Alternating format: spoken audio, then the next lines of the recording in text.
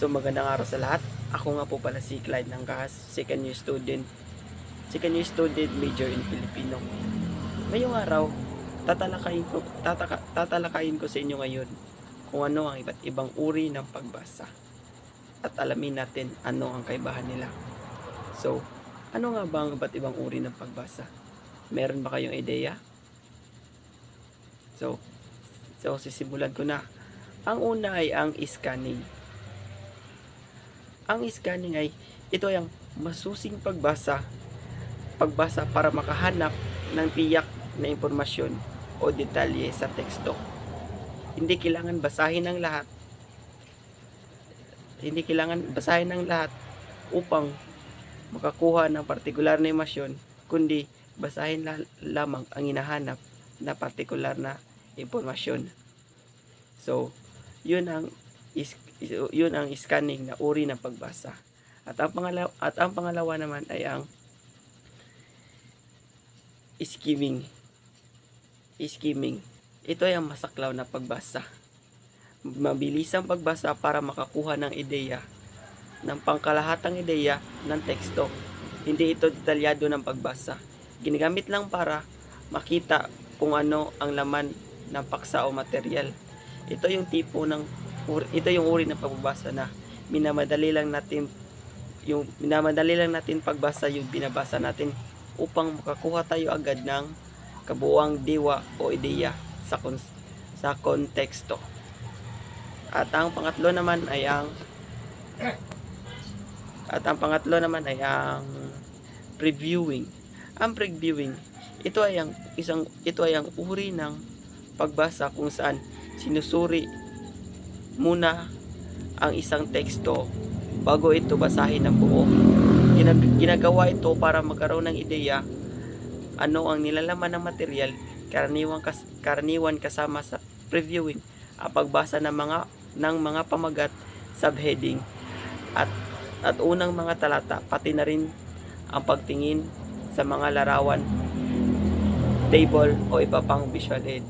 So, ang layunin nitong previewing upang makuha ang pangkalahatang ideya ng teksto, upang maging mas epektibo ang aktual na pagbasa at mas madaling maintindihan ang mga bawat detalye na mas malalim. Ito yung uri ng pagbasa na mabusisi tayo sa ating pagbasa. Hindi katulad sa skimming na minamadali lang natin yung pagbasa. Dito is mabusisi tayo, binabasa natin ng husto at kailangan natin ng oras upang mas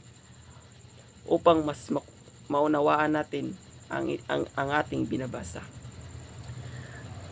At ang pangalawang uri ng pagbasa ay ang casual.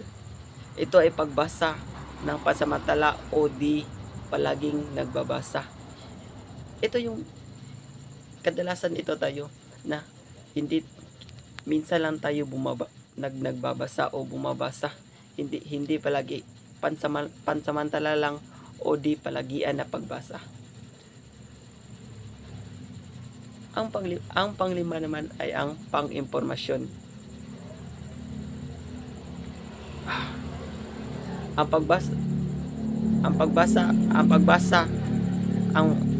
Sa itong uri na pagbasa, ang pagbasa nito ay may purpose upang makakuha tayo ng impormasyon. At halimbawa, kapag magbabasa tayo ng news o di kaya may hahanapin tayo na paksa o page sa balita tungkol sa bagyo, then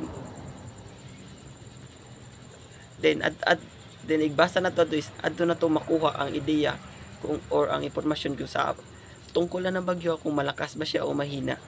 At yan ang purpose na ating pagbabasa.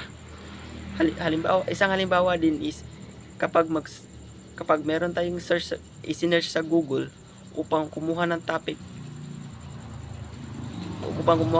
at babasahin pa natin upang makuha natin ang impormasyon at maunawaan natin ang mabuti. At ang sunod ay ang maitim na pagbasa. Sa may patiim, sa matiim na pagbasa. Sa matiim na pagbasa, ang mamamasa ay nag-iisip ng kritikal at pagsusuri habang binabasa. Hindi lamang para maintindihan ang literal na kahulugan, kundi pati na ang implikasyon, intensyon at ang mga pahiwatig ng teksto. Ito yung uri ng pagbabasa na nakafocus talaga tayo sa ating binabasa upang mas makuha natin yung kabuuang ideya at diwa sa ating binabasa. At ang sunod naman is ang muling pagbasa o rereading. Ang rereading ay uri ng pagbasa na epektibo lalo na sa masalimuot o technical na babasahin, at madalas ito ginagamit nating mag-aaral upang maghanda tayo sa pasulit o pagsusuri ng ating guro. Dahil nakakatulong din ito, dahil sa muli nating pagbasa, maaaring makakuha tayo ng insight or impormasyon na maaaring ito ang sagot sa mga pagsusuri o pasulit na ating pinaghahandaan. Ito din yung pagbabasa-basa o pagbalik sa usa ka konteksto para mas makasabtan ug mahinumduman niini ang usa ka ideya o leksyon. Ang last is ang pagtatala. Ang pagtatala ay isang paraan ng pagbasa kung saan ang mabasa ay nagtala o nagsulat. Di ba? Ito yung kadalasan natin na or in English is nagnotes upang hindi natin makalimutan at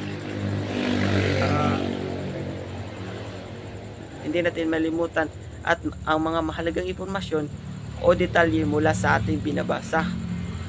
Ito ang ginagawa upang mas madaling kadalasan upang madaling maalala at maintindihan ang mga pangunahing konsepto at mga detalye.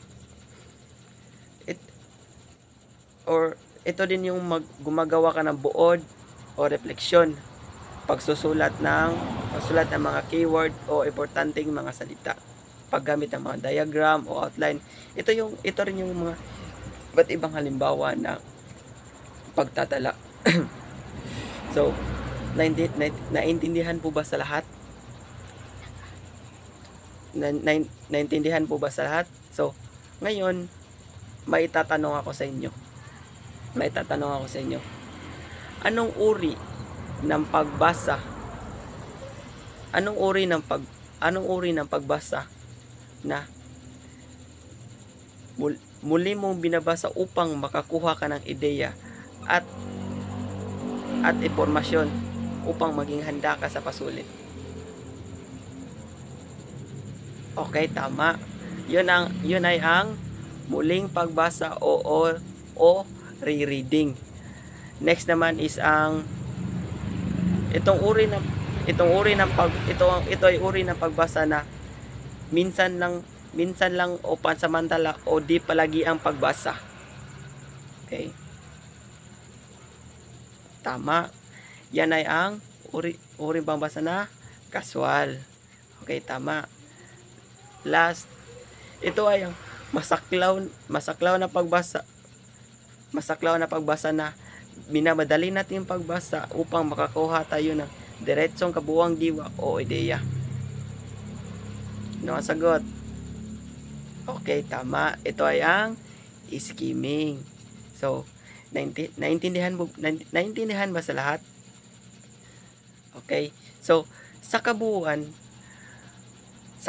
ang paksang ito ay tungkol sa mga pagsusuri sa iba't ibang uri ng pagbasa. At ito ay ang una ay ang scanning, pangalawa skimming, pangatlo previewing, pang-apat ay ang casual, panglima ay ang pang-impormasyon, pang-anim ay matiim na pagbasa, pang-pito ay ang rereading o muling pagbasa at ang pangwalo ay ang pagtatala. Okay. Maraming salamat sa lahat. Sana naintindihan niyo ang aking tinalakay at maraming salamat sa lahat. Sana naintindihan niyo ang aking tinalakay at meron kayong napulot na ideya at mga impormasyon tungkol sa aking paksang tinalakay. Yun lang po at maraming salamat.